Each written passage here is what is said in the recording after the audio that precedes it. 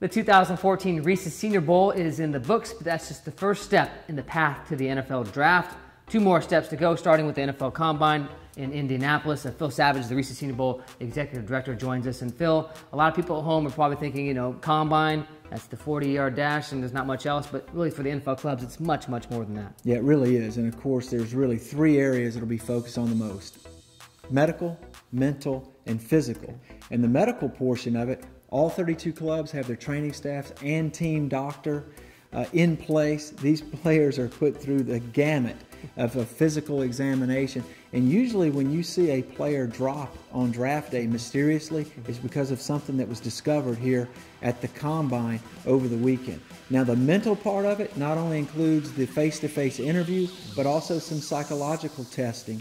And some of those are very comprehensive with certain clubs at Indianapolis. And then, of course, the third component of the Combine is the physical testing, and that's the 40, the vertical, the broad jump, a variety of shuttle runs.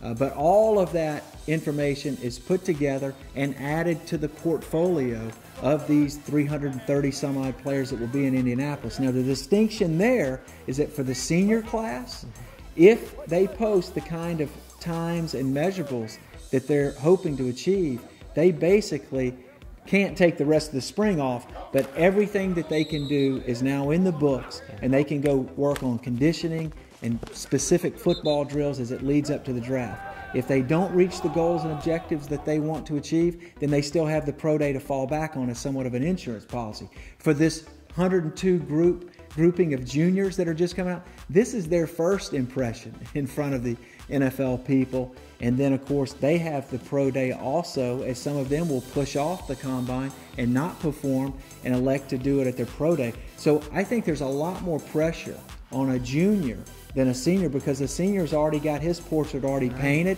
and he's looking to kind of put that final piece of the puzzle together, whereas the juniors are at the beginning of this pre-draft evaluation period. Well, let me ask you about that. You've got these quarterbacks who reportedly won't even throw at the Combine, and obviously weren't here at the Reese Senior Bowl, so they're putting a lot of pressure on a pro day. Of course, I don't know what you get out of watching a quarterback throw at a pro day either. So how do you read that? Well, I think for the quarterback position, it's so unique that there are pros and cons with throwing, not throwing.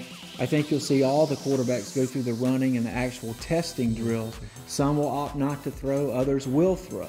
The bottom line is all 32 clubs understand that when a quarterback is there, he's throwing to receivers he's never worked with before. The most important thing is to see that ball spin off their hand, what kind of velocity, what kind of accuracy they show in terms of the Combine workout. And then, of course, all of the quarterbacks will throw at their pro day in March or April. Lots to watch as we take step 2 of the path to the NFL Draft.